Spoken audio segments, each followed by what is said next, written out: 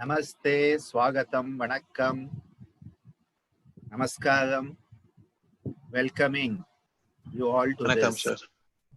Guru Purnima, a special satsanga with some question and answer session. We felt that it is a good opportunity for us to share a little bit, and in sharing, we all grow. So, giving an option for the concept of sharing is caring, becoming a good option for today. So, taking this opportunity, let us start invoking the Guru Spirit at this point.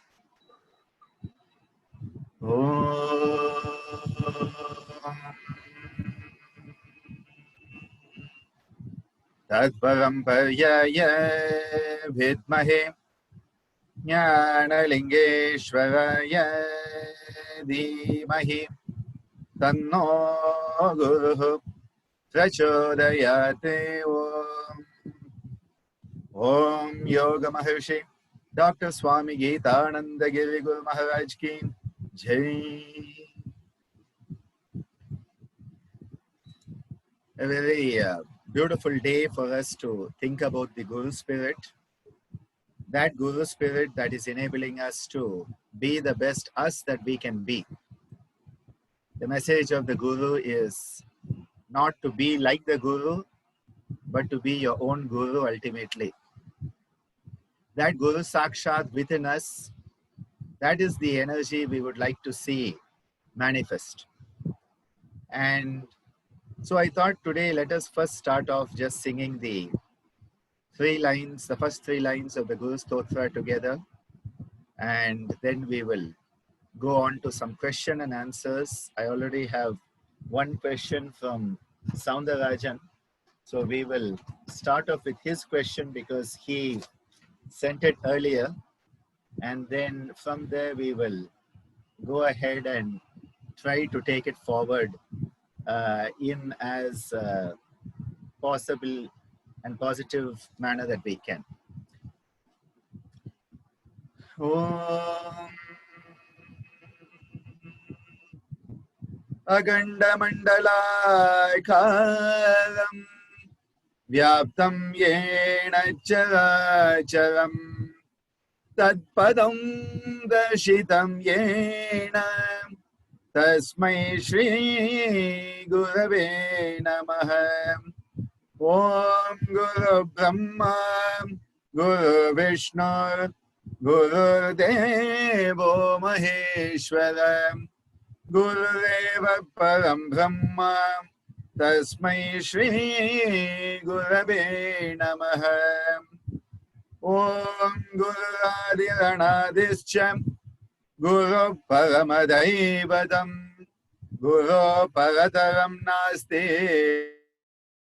Tasmai Shri Gurave Namaha Om Nagurodhikam Tattvam Nagurodhikam Tapaha Tattvajnanat Param Nasti Tasmai Shri Gurave Namaha Om Tvameva Mata Cha Pita Tvameva Tvameva Bandhuscha Saka Tvameva Tvameva Vidya Rabino Tvameva Sarvam Mama Deva Deva Tvameva Sarvam Mama Deva Deva Tvameva Sarvam Mama Deva Deva Om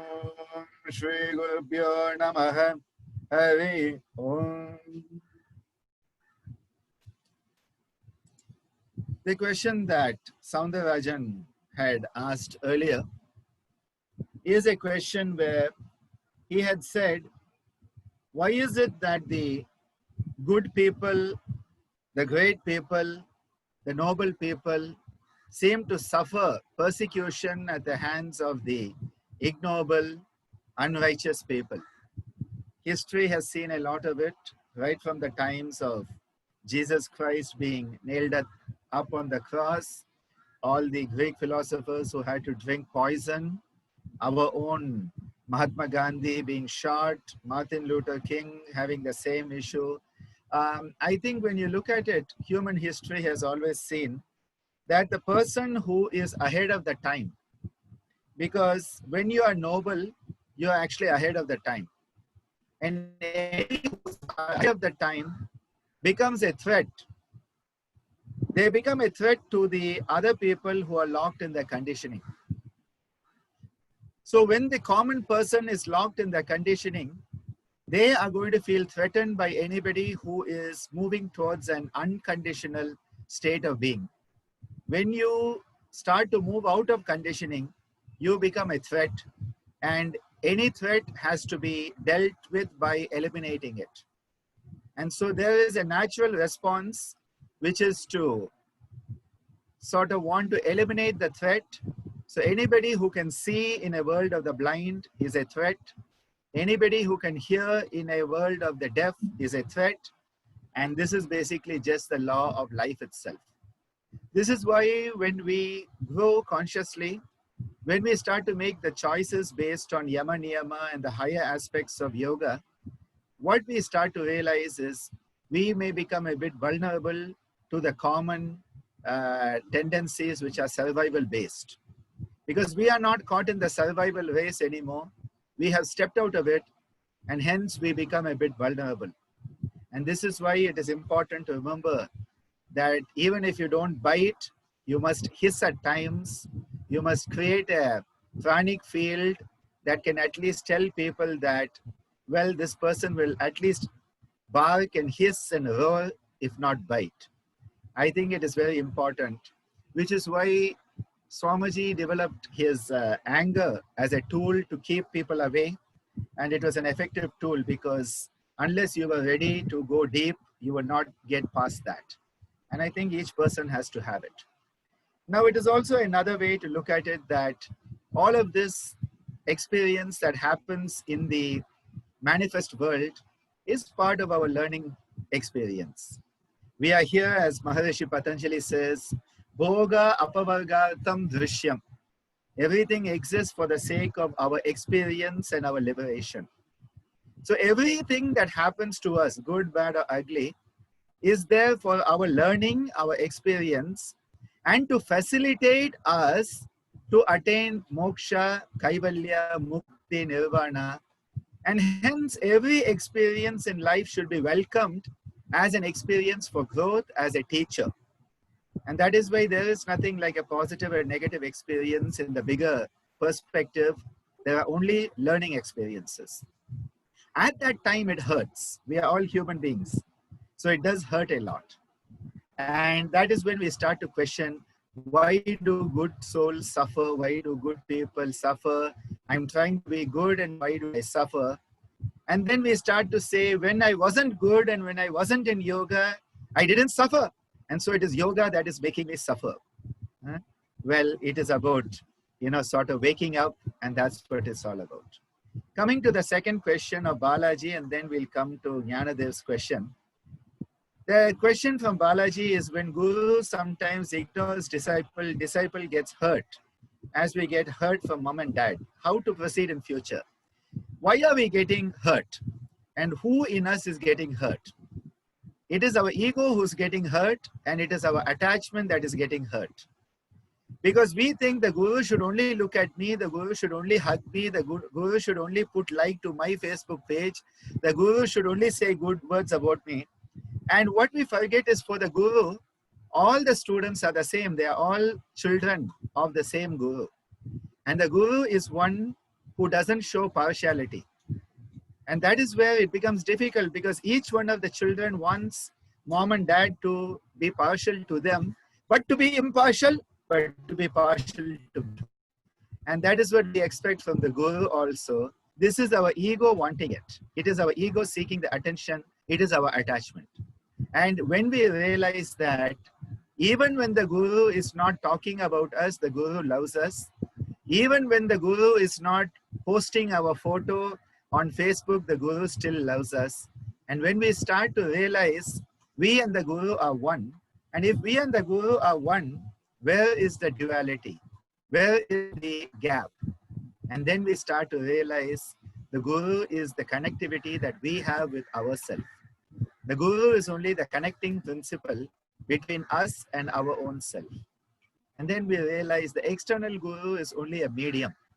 Again, we need to realize external Gurus are all human beings. And human beings are going to have limitations. Some days we will do the right thing, some days we'll do the wrong thing.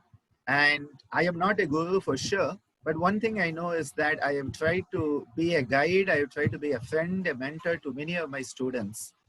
And I think one of the things I've always struggled is that they want you to be nice to them all the time. And that is a bit tough. Because sometimes you cannot be nice when people are doing the wrong thing. So you may give them a spanking physically, mentally, emotionally, spiritually, or sometimes you may ignore them for the sake of their learning. There's a beautiful story Swamiji used to tell about him and his guru, Swami Kanakananda. Swamiji, as a young kid, was very attached to his guru. In fact, he loved his guru so much, he was his guru, if just I were a woman and you were a man, we could get married. I just love you so much. That was the type of deep love he had for his guru. He just wanted to be 24 hours with the guru. But what happened is, as usual, the guru seemed to be paying attention to the other kids in the class in the Gurukula, and Swamiji felt the guru was not paying attention to him. And Swamiji, as the small kid, said, I am going to teach my guru a lesson. I am going to start ignoring my guru. And so Swamiji started ignoring his guru. He would not say namaskar to him. He would not look at him. He would, go the other way when the guru came. This went on for a few days. And one day, Swamiji was walking along the village path. Now, if you know Indian villages in 1900s, they had a lot of, harvest land. There was a lot of agricultural land. And the gap between two parts of the land would be a small path that only one person could go on that. Not a highway. It would just be one small path. And so Swamiji was going on this path through the fields. And what happened is, who should be coming on the other side, the opposite direction, but Swami Kanakananda. So now there's no escape because there's only one path, only one person wide. You cannot ignore your guru. So Swamiji bends his head down and tries to act as if he doesn't see the guru. And as they cross each other, suddenly Swamiji finds the top of he had a hair knot, like all the Gurukula, the Shishyas would have that top knot of the hair. And suddenly he found that caught by his guru and he was yanked up and pushed down in the mud. And the guru said, never again ignore your guru. Huh? That is a beautiful lesson. Swamiji said it was a beautiful lesson. Because what are you ignoring? Who is ignoring whom? It is the ego. And why is that ego there? Because of this sense of I am different than the guru. So the guru is not paying attention to me is a sign that disconnected. And that is why we need to realize the Guru spirit, the Guru Tattva is always there. It is always watching us.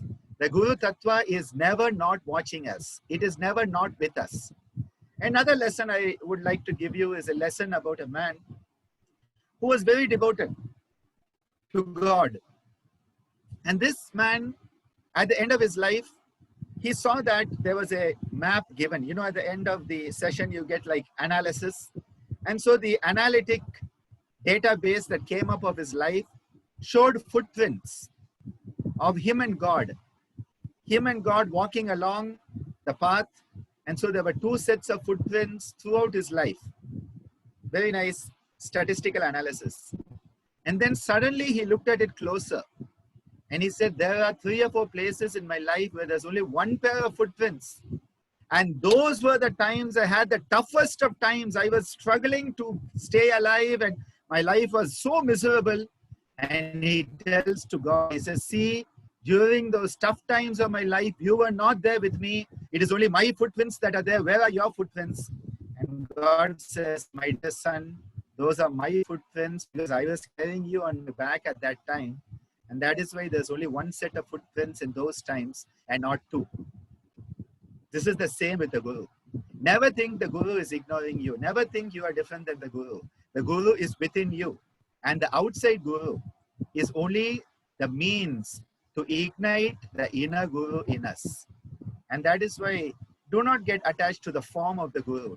It is easy to be attached to the form. My guru has nice beard, my guru has nice eyes, my guru smells good.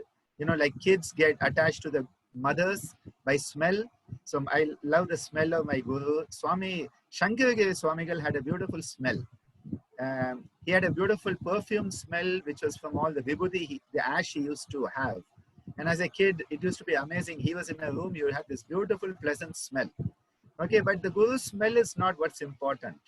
What the guru looks like, or the words he chooses, or she chooses, or it chooses is not important. The connectivity is most important. Let us go to Jnanadev's question. I think if you want to unmute yourself and ask it, it would be nice so that they get to hear some other voice that is mine all the time. Pranam. We really Namaste. pleased and honored to have you in the house in the morning. So best way to start our day. My question kind of, it was easy for me to really say it. See, thank you for playing the role. As for me, I was studying a few of the things yesterday about the role the guru in our Hindu or the Bharatvarsha or Indian society used to play as a mentor, facilitator, teacher, guide. It was like a really role that a guru would play in almost every aspect of our life to keep us on the right track, or give us the push, give us the motivation, sometimes give us the kick. And I wonder, where do we see that role in modern times, especially now as everything is available. You just go and type on the Google, the teachings are available, all the sort of wisdom, intellectual wisdom at least. So where do we sort of really explain that, or how do we explain that in modern time?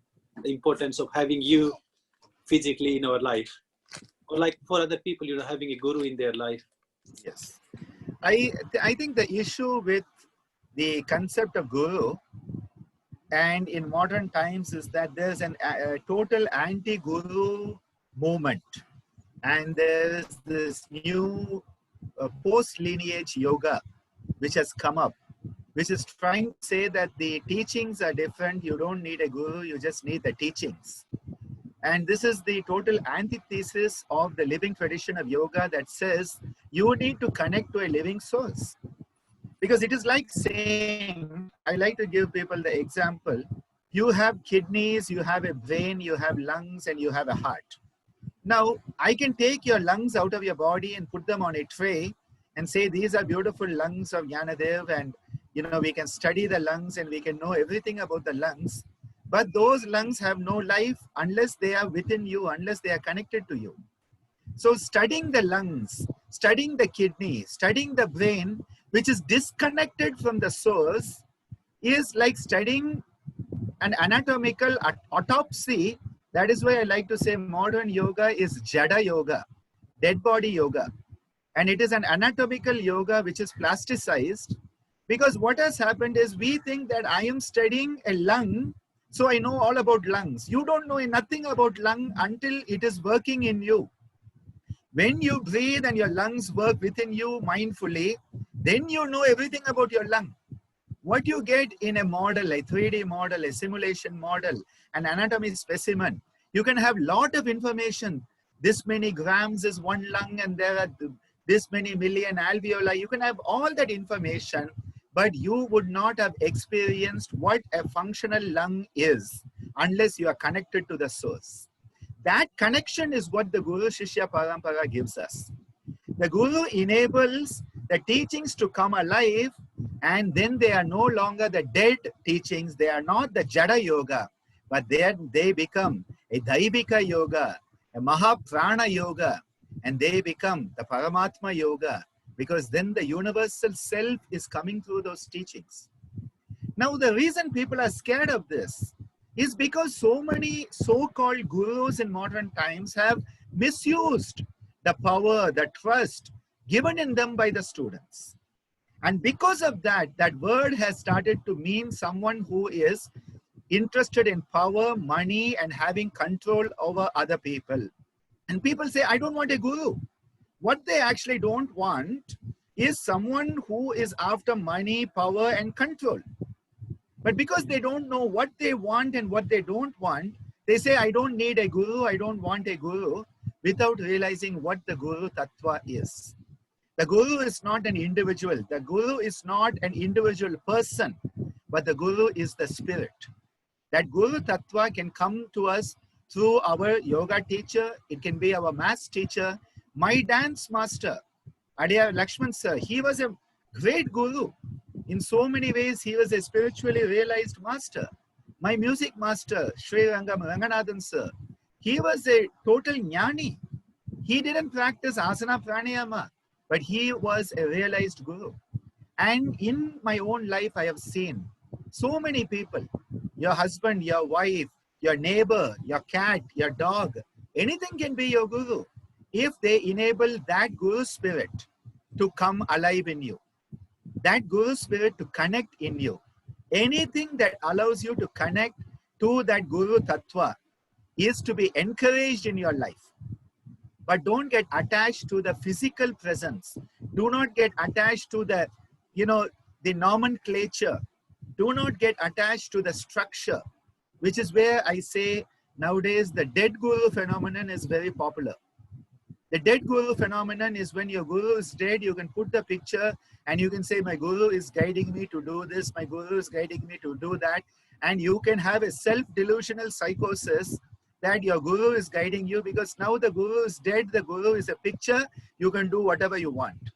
The living guru is the dangerous one, because the living guru can give you a kick in the backside when you are wrong. The living guru can tell you when you are wrong. So people are scared of a living guru. They want a dead guru. And that dead guru phenomena is very, very popular these days. And again, people want to think that they can do it themselves. You can do it yourself, no doubt about it. But the problem is, it is like, someone is in Pondicherry and they want to go to Chennai, which is 150 kilometers to the north.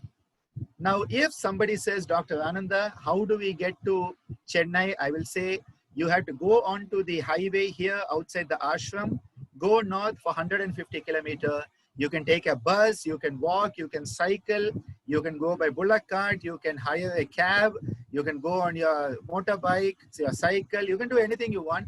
But if you go north for 150 kilometers, you will come to Chennai. But now this person says, I am going to do it for myself because I know best, I am me, which is the modern crazy tendency. And so they go out, instead of going north, they start going south. So this person one day will get to Chennai, but they have to go south to the tip of India, which is Kanyakumari, swim across the ocean to Sri Lanka, continue swimming to Antarctica, keep going past Antarctica and come on the other end to the Arctic, come down Russia, China, Nepal, come through the border struggle that India and China is having. They may get shot dead there also, for all we know. And then they come down through UP and Bihar and all, and the COVID infested areas that are there. Finally, they get to Chennai someday. Good luck. Why? Because that person thought they can do it for themselves. And this is why with small children, anybody who is raised kids will know it. The small kid says, I can do it myself. Most probably you're going to have a mess. Most probably you're going to have a mess.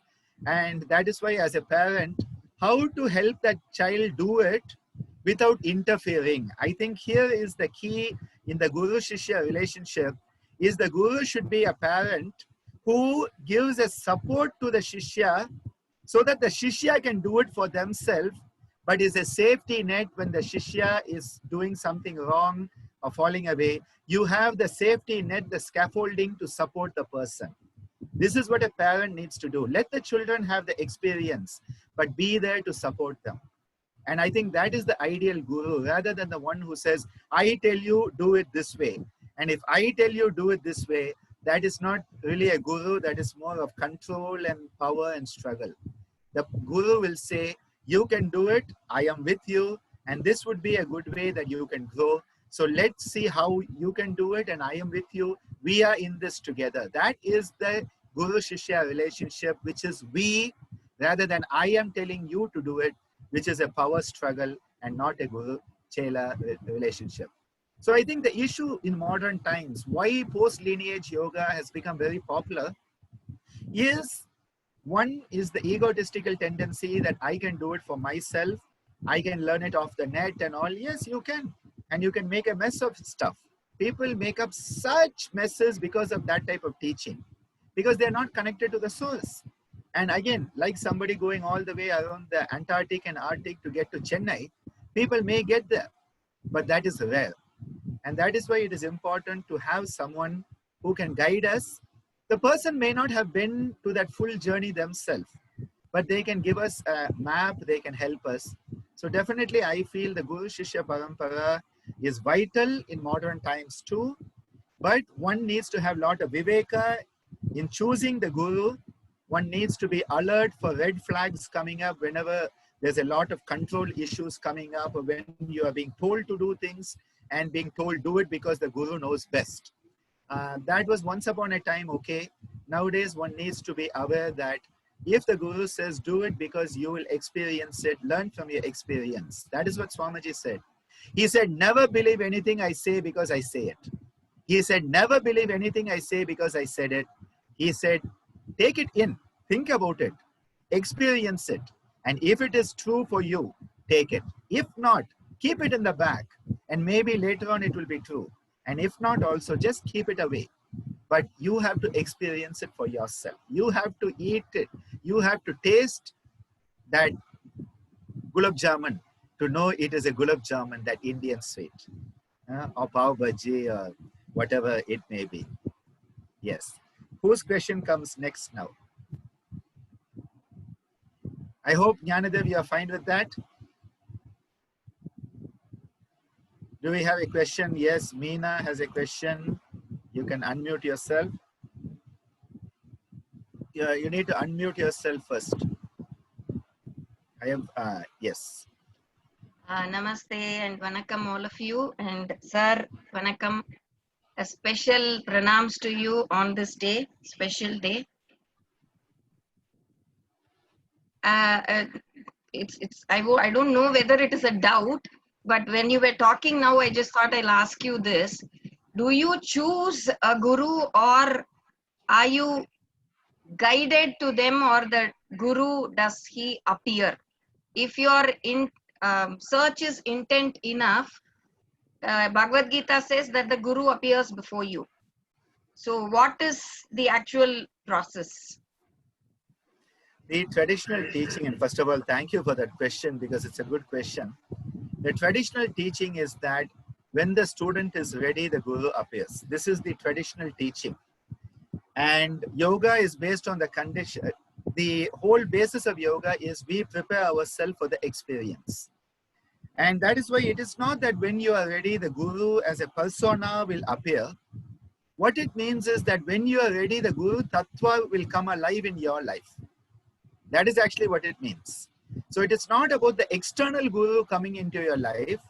It is the fact that as you prepare yourself, when your search is pure, when your intent is pure and your efforts are pure, you open up to the Guru Tattva, and at that point, someone, something, or some event happens in your life, which then becomes the vehicle for that Guru Tattva to manifest for you. So it is not that you are going looking for Swami Vivekananda to come and stand in front of you. It's not that. It's not you are looking for Swami Vivekananda, Swami Satchidananda, Swami Gitananda, or Maharishi Patanjali, or Veda Vyasa. What you are doing is you are preparing yourself so that you are conscious and aware, and you are now ready to see and perceive the Guru Tattva. And at that point, the Guru Tattva appears in whichever form will enable you to learn the best. The Guru Tattva is appearing in that form that enables you to learn the best. That is the whole principle. It is not the perfect Guru comes for you. It is in whichever form that Guru Tattva can manifest for you, because each one of us is on this path, whether we like it or not. And the Guru Tattva is always there. But it is like you have to open the window, and when you open the window, the sunlight comes in. Now that day, when you look out the window, there may be a peacock. If you live where Shobana lives, as you saw last night, a beautiful peon sitting with her. Or in another place, there may be a owl sitting out there. There may be a spider sitting out there. There may be a dragon sitting out there, for all you know. There may be an angel sitting out there. Whatever is sitting out there at that moment is a vehicle for you to perceive the Guru Tattva.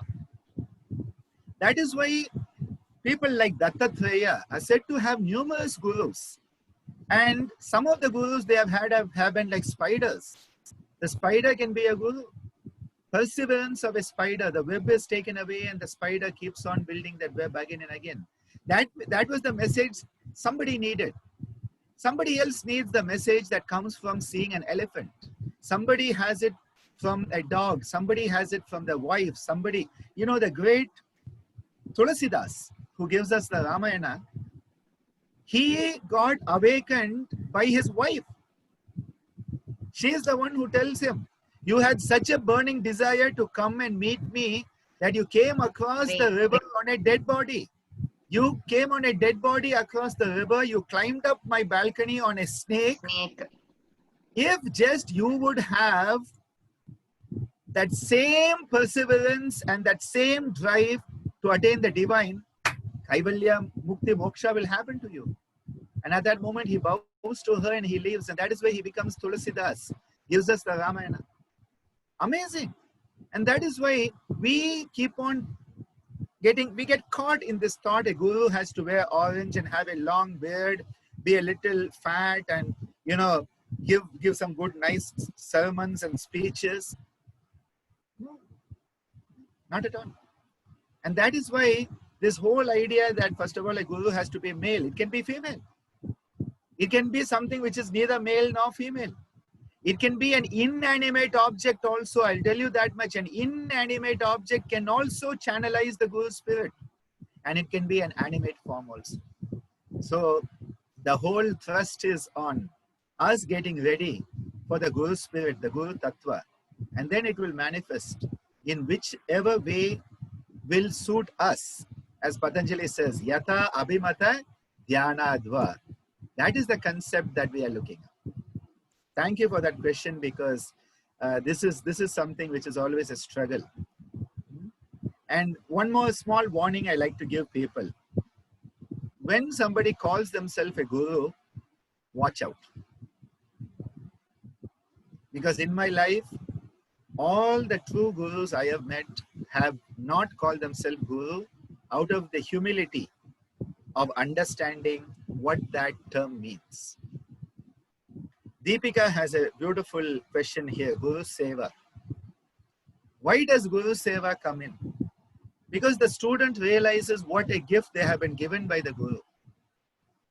And when you have been given such a beautiful Guru gift, immediately gratitude comes in our heart. When we sing the Kambli Swami Stuti, it says, Sadananda Amudana Keliyani Yenna Kaimaru Puriven.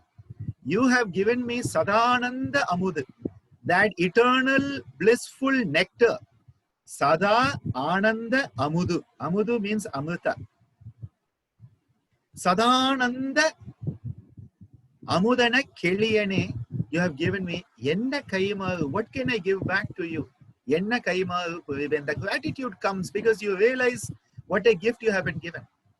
And from that gratitude comes Seva. Seva is the outpouring, the expression of gratitude, which is the highest attitude. Because when we have gratitude, we realize we have been given something. And immediately the ego has come down. The ego has been subdued. You say, someone has given me something. And what can I give back? And that is why Guru Seva is the highest. Now, Guru Seva doesn't just mean washing the Guru's clothes or making food for the Guru. Guru Seva is basically your gratitude being expressed to the Guru through words, actions, thoughts, and deeds. When you go out and you teach, it is a type of Guru Seva because the message of the Guru is being spread to others. So teaching of that tradition can also be a Guru Seva. Giving back to the Guru physically, emotionally, mentally, financially, spiritually, that is also Guru Seva. But just remember, when we continue the teachings, it is a very, very important Seva. And when we live the teachings, it is also a very high Guru Seva. When we live up to those teachings, it is a very strong Guru Seva. What is the difference between Acharya and Guru? Is asked by Dr. Balaji. An Acharya is someone who teaches by example.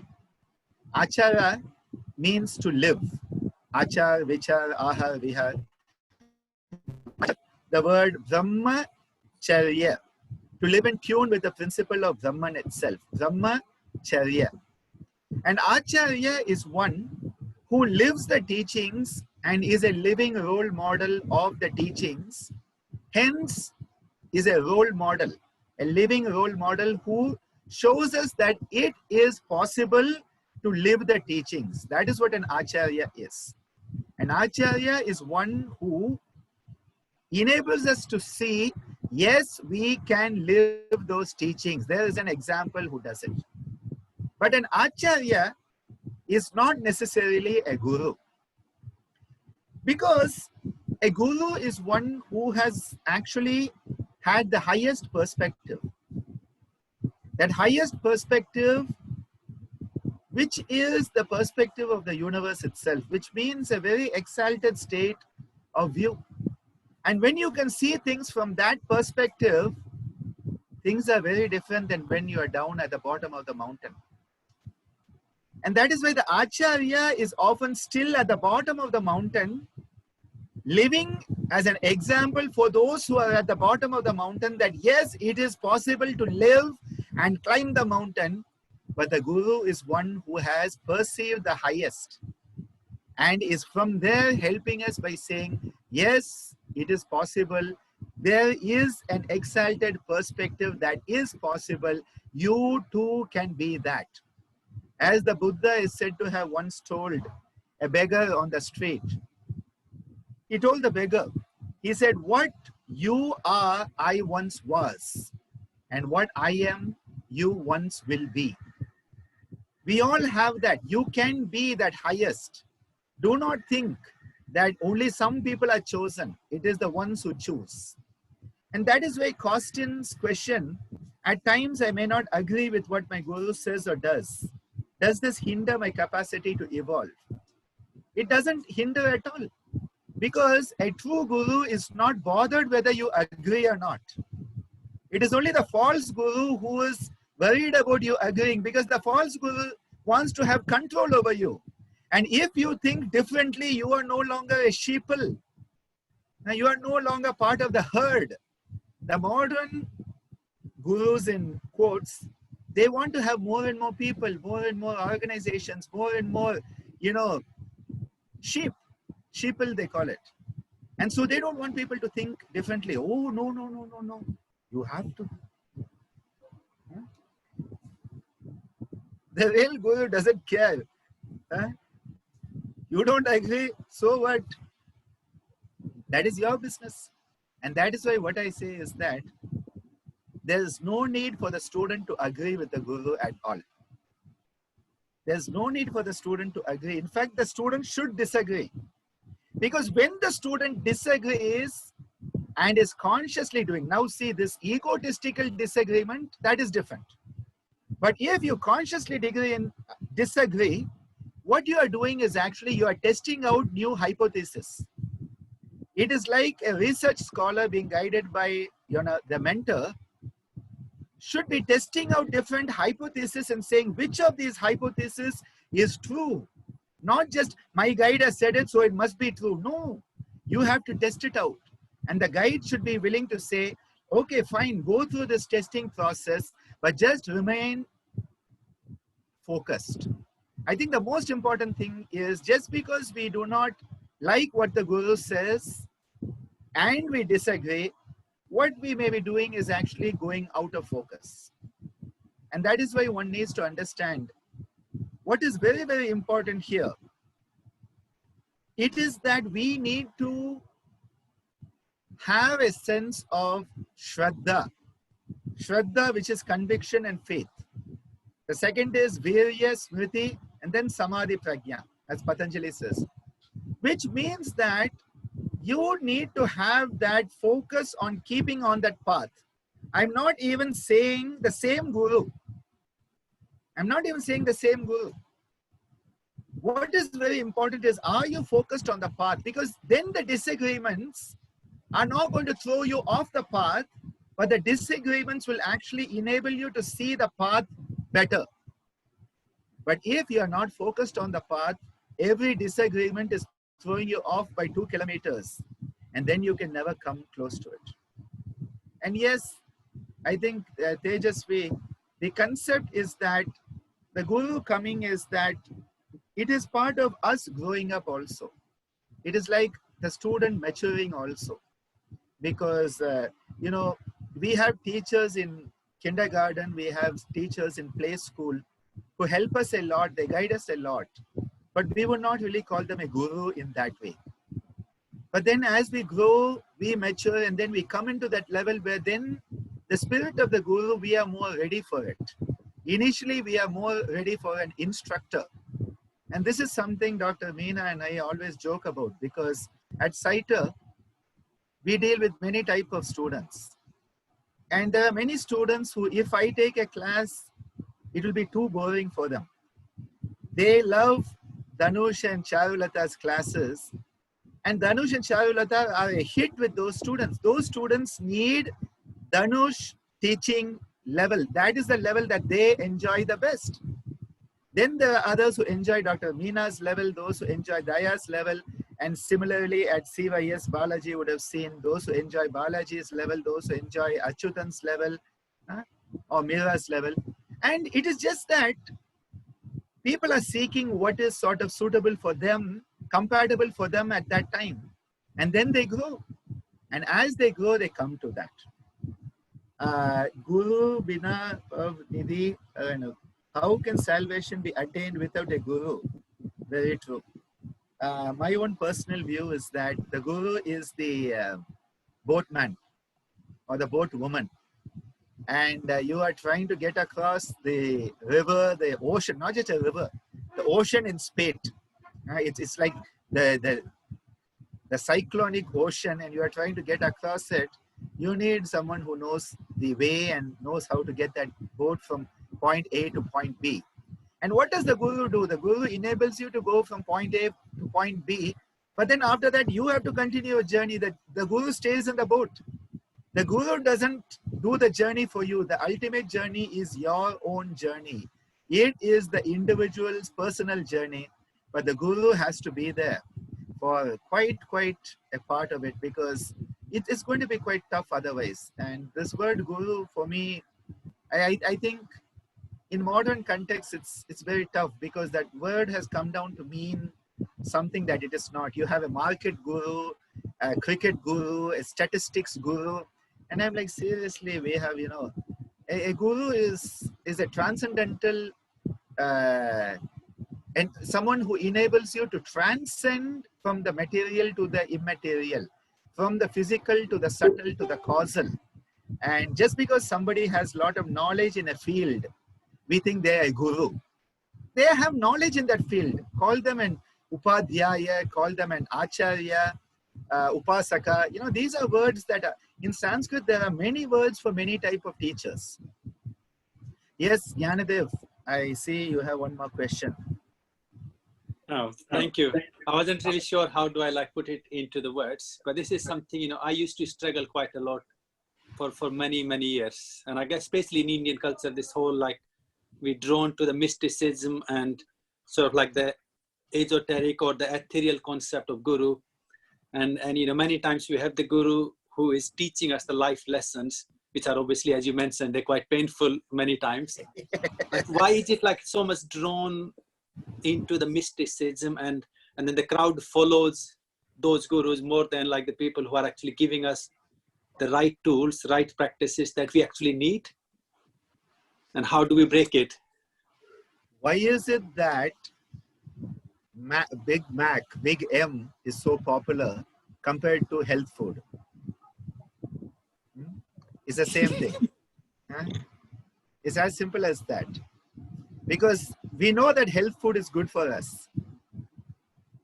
But the problem is people tend to go for the lowest common denominator.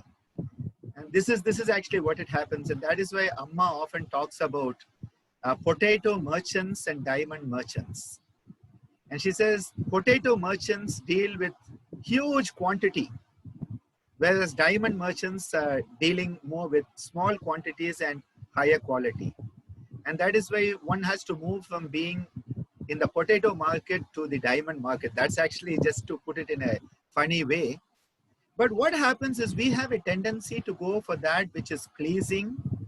And again, we as human beings lack the capacity to make a self-decision. So we say, if that guru has 1,000 students, they must be good. And so I'll become 1,001. The best guru will have no students left because they have all attained Kaivalya or they have become gurus. But you know, nowadays the guru ratings are based on how many centers do you have and how many students are enrolled and are students forever. Students forever. Shishyas forever. See, that Shishya can feel a Shishya to the Guru, but the Shishya becomes a Guru to others. This is why the other day I posted a beautiful image of Swamiji and me. And I said, it is the giant with the ant. The giant is Swamiji, I am the ant. And then someone said, but now you are the giant for us. I said, it doesn't matter if I am the giant for you, but for me, I am always the ant when compared to Swamiji, who is the giant for me. That is the relationship between the Guru Shishya. Though the Shishya may then start to become the Guru to others, may able to guide others.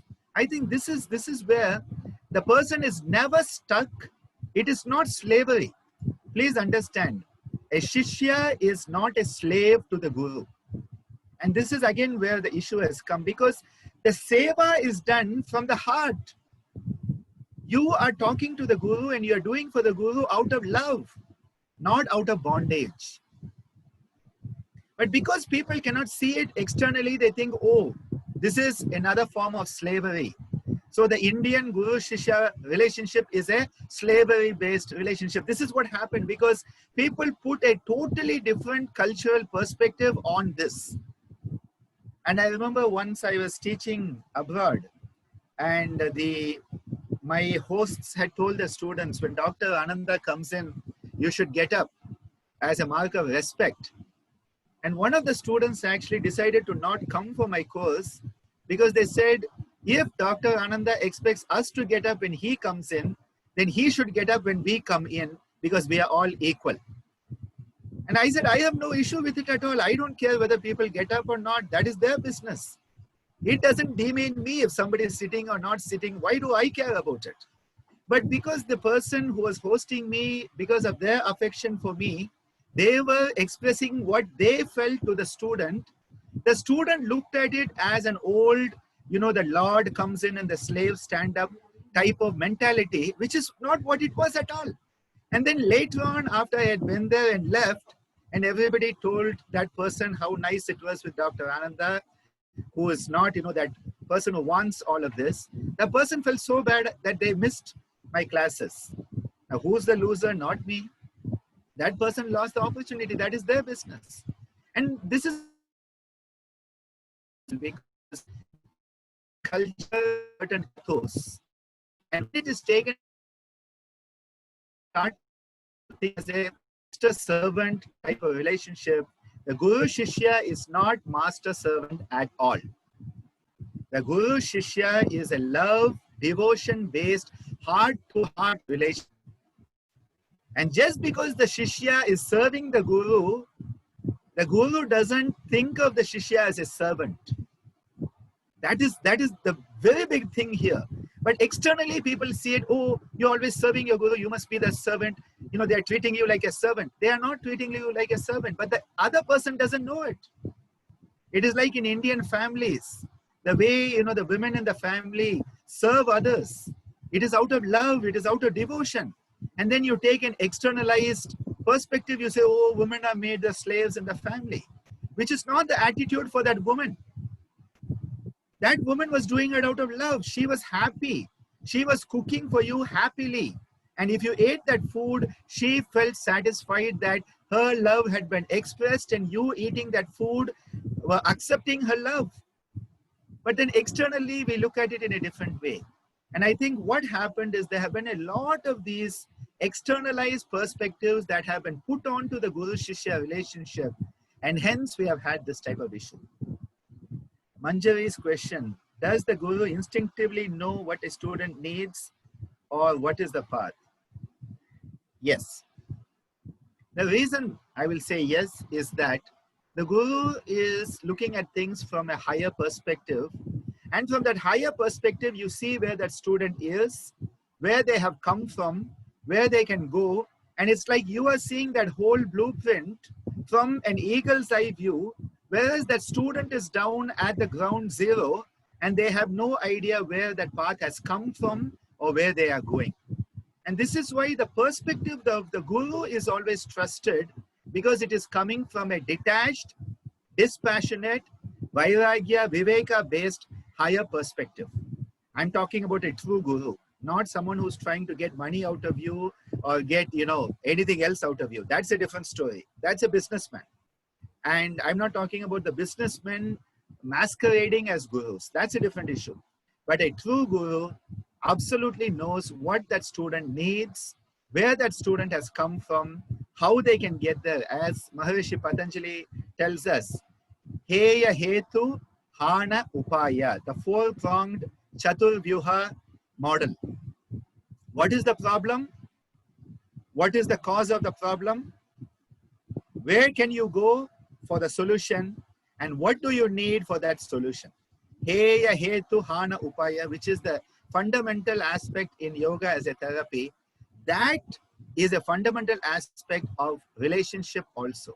The Guru understands where the student is, where they can go, how they can get there, what they need to do, and they start to help the student do it for themselves. The Guru cannot do it for you. And if anybody masquerading as a Guru says, I will do it for you, pay me, please run away with your purse and credit card as fast as possible. Because nobody can do nothing for anybody else.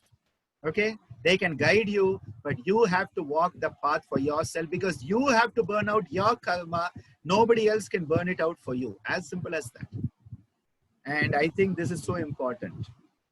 I have been asked a question, what is the difference between Mahaguru, Param Guru, and Sadguru?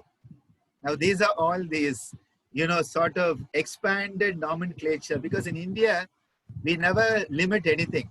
Everything has to be, if you have good, it has to be better and best. And then we even have a bestest. And we have a bestest also, which is not part of English. And we try to always have these superlatives. What is a Mahaguru? First of all, a Guru itself is the peak of it.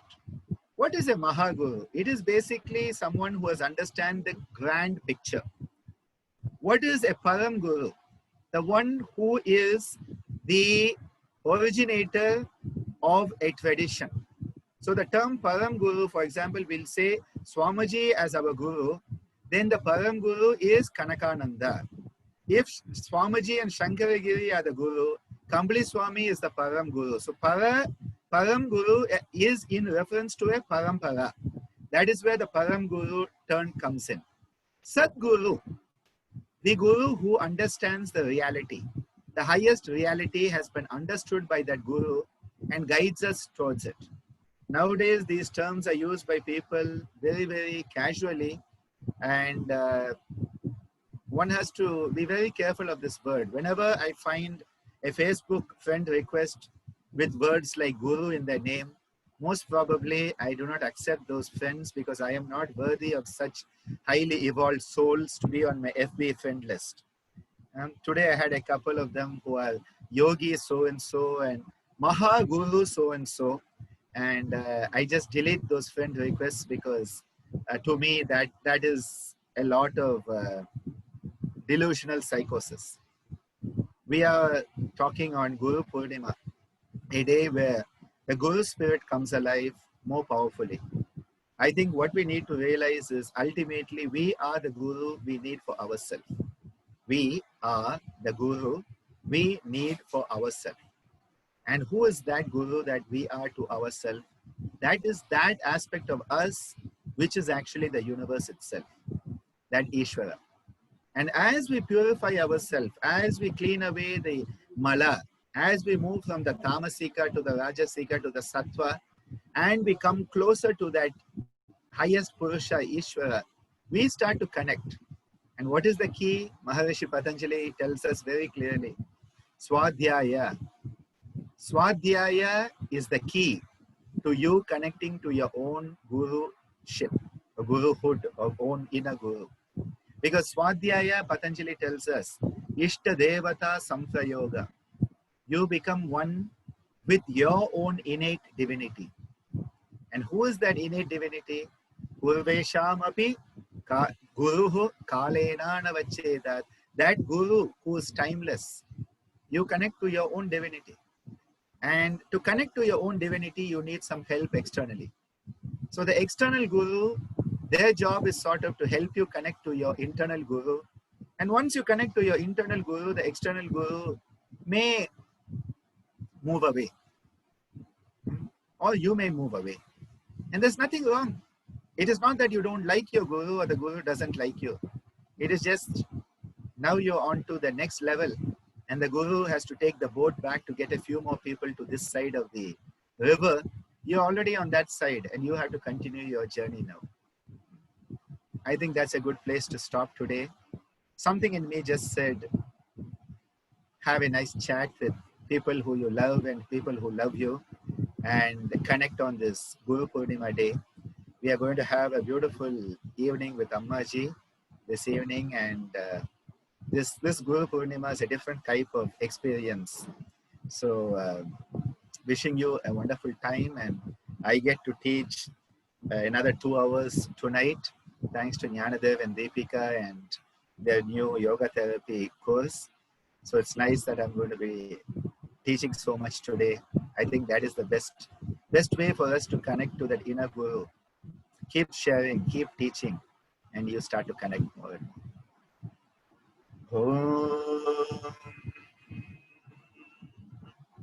Loka samasta sukhino bhavantu sarve janaha sukhino bhavantu.